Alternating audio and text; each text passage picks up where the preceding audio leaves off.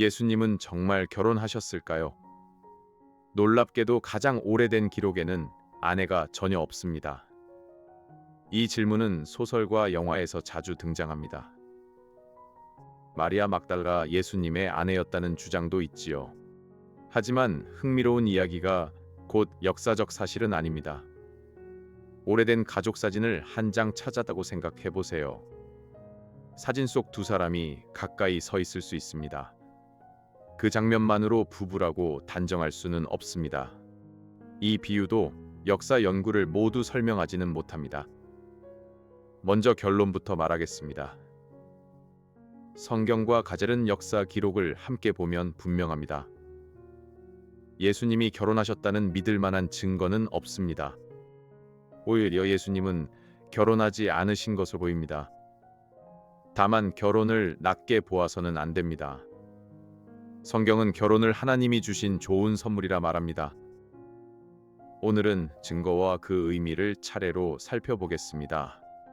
복음서는 예수님의 인간관계를 자세히 기록합니다. 어머니와 형제들과 자매들도 숨기지 않습니다.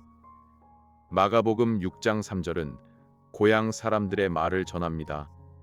이 사람이 마리아의 아들 목수가 아니냐? 야고보와 요셉과 유다와 시몬도 언급됩니다.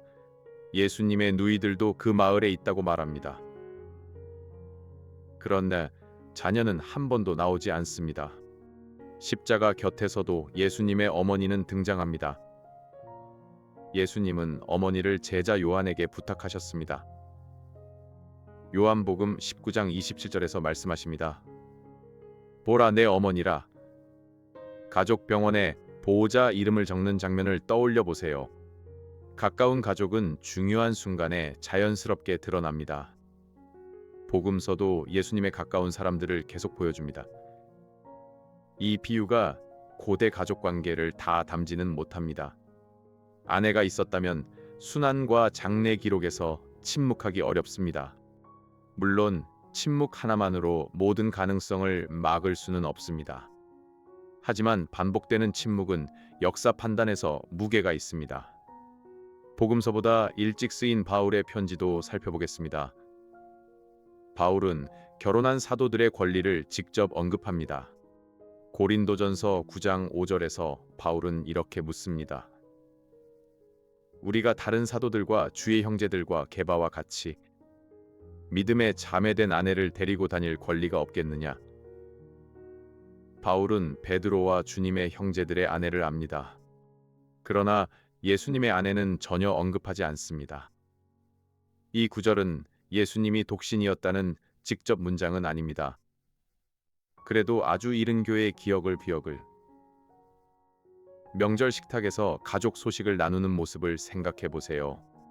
형제들의 배우자는 말하면서 맏형의 배우자만 빼면 이상합니다. 물론 이 비유는 목적과 완전히 같지 않습니다. 성경은 예수님의 독신을 숨겨야 할 흠으로 보지 않습니다. 또 결혼을 피해야 할 죄로 보지도 않습니다. 예수님은 가나 혼인잔치에 참석하셨습니다. 요한복음 2장 2절은 제자들도 함께 초대받았다고 말합니다. 예수님은 결혼을 존중하셨습니다. 그러나 예수님 자신은 다른 부르심을 따라 사셨습니다. 가장 자주 나오는 주장은 마리아 막달라 이야기입니다.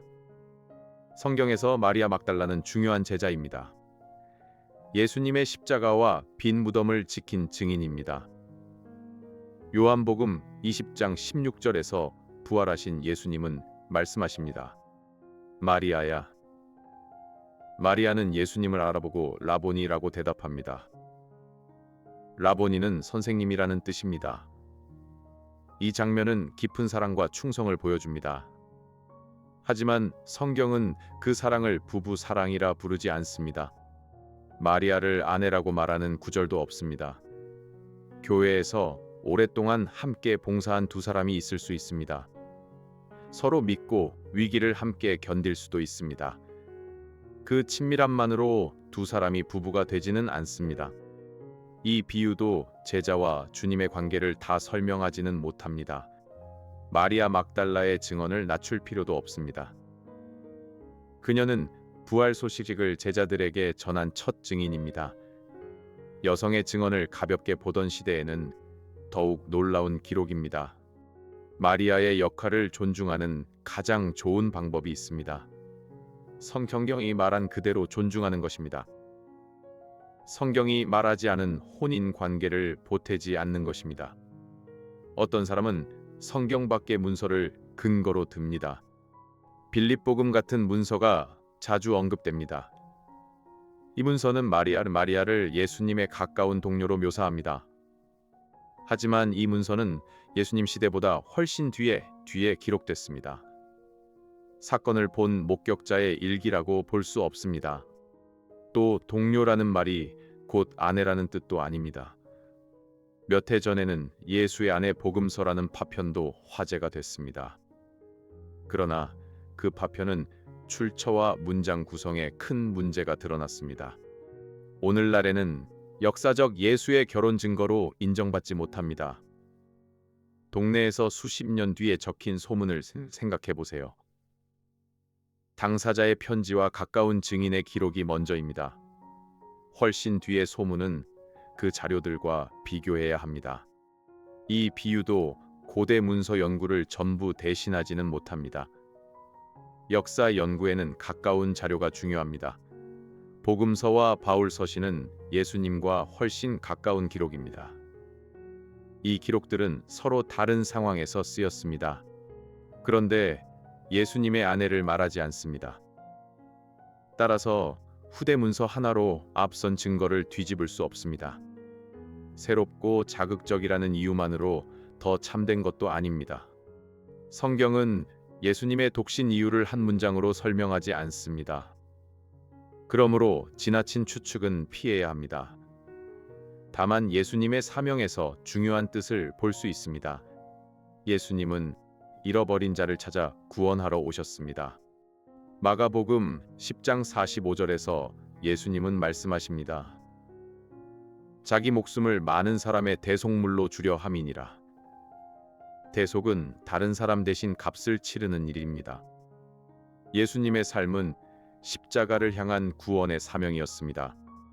예수님은 항아정을 책임지는 길을 선택하지 않으셨습니다. 온 교회를 위해 자신을 내어주셨습니다.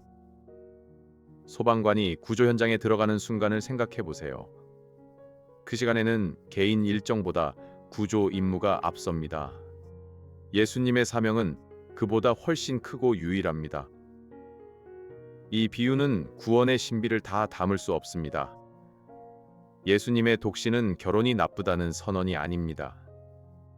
하나님 나라를 위한 특별한 부르심이었습니다. 마태복음 19장 12절에서 예수님은 말씀하십니다. 하늘나라를 위해 독신으로 사는 길도 있다고 하셨습니다. 모든 성도가 그 길을 따라야 한다는 뜻은 아닙니다. 성경은 결혼한 삶과 독신의 삶을 모두 귀하게 봅니다. 성경에는 예수님의 신부가 분명히 나옵니다. 그 신부는 숨겨진 한 여인이 아닙니다. 예수님을 믿어 구원받은 교회입니다. 에베소서 5장 25절에서 사도 바울은 말합니다. 그리스도께서 교회를 사랑하시고 그 교회를 위하여 자신을 주심같이 하라. 여기서 신랑과 신부는 구원을 설명하는 그림입니다. 이에 실제로 교회와 혼인 신고를 한다는 뜻은 아닙니다. 예수님이 교회를 언약으로 사랑하신다는 뜻입니다. 언약은 쉽게 버리지 않겠다는 굳은 약속입니다. 비 오는 날에도 가족을 데리러 가는 약속과 비슷합니다. 형편이 바뀌어도 사랑의 책임을 놓지 않는 것입니다. 물론 사람의 약속은 예수님의 사랑에 미치지 못합니다. 요한계시록 19장 7절은 이렇게 선포합니다. 어린 양의 혼인 기약이 이르렀고 그의 아내가 자신을 준비하였으므로. 어린 양은 십자가에서 희생하신 예수님을 가리킵니다. 교회는 예수님의 피로 깨끗하게 된 백성입니다. 예수님의 참된 혼인 그림은 복음의 이야기입니다. 이 질문은 우리의 삶에도 중요한 교훈을 줍니다. 결혼해야 완전한 사람이라는 생각은 성적이지 않습니다. 예수님은 결혼하지 않으셨지만 완전한 사람이셨습니다. 독신인 성도를 부족한 사람처럼 대하면 안 됩니다. 결혼한 성도도 더 높은 등급의 신자가 아닙니다. 두 삶 모두 하나님께 충성하는 자리가 될 수 있습니다. 교회 식탁에는 여러 사람이 함께 앉습니다. 부부와 자녀가 있는 가정도 있습니다. 혼자 온 청년과 장년과 노인도 있습니다. 복음 안에서는 모두 한 가족입니다. 이 비유도 교회의 깊은 연합을 다 담지는 못합니다. 결혼한 사람은 예수님의 사랑을 배워야 합니다. 자신을 내어주고 약속을 지키는 사랑입니다. 독신인 사람도 예수님의 충만한 사랑 안에 있습니다. 신분이 아니라 그리스도와의 관계가 사람을 온전하게 합니다. 그래서 예수님은 결혼하셨을까요? 가장 이른 믿을 만한 기록은 아니라고 가리킵니다. 예수님의 아내나 자녀를 보여주는 증거는 없습니다. 마리아 막달라는 충성된 제자이며 부활의 증인입니다. 그녀를 예수님의 아내로 만들 이유는 없습니다. 후대의 문서도 앞선 기록을 뒤집지 못합니다. 더 중요한 사실이 있습니다. 예수님은 교회를 사랑해 자신을 내어주셨습니다. 그 사랑은 십자가에서 가장 분명하게 드러났습니다. 오늘 우리도 한 가지를 물을 수 있습니다. 나는 자극적인 이야기보다 성경의 증언을 먼저 믿습니까? 나는 결혼과 독신을 모두 하나님의 선물로 존중합니까? 주님, 기록보다 상상을 앞세우지 않게 하소서. 예수님의 십자가 사랑을 더 깊이 알게 하소서. 서로 다른 삶의 자리를 귀하게 여기게 하소서. 다음 질문도 함께 고민하고 싶다면 왜 하나님은을 구독해 주세요. 이 영상은 보수적 개혁주의 신학의 입장에서 제작된 변증학적 콘텐츠이며 모든 신학적 견해를 대변하지 않습니다.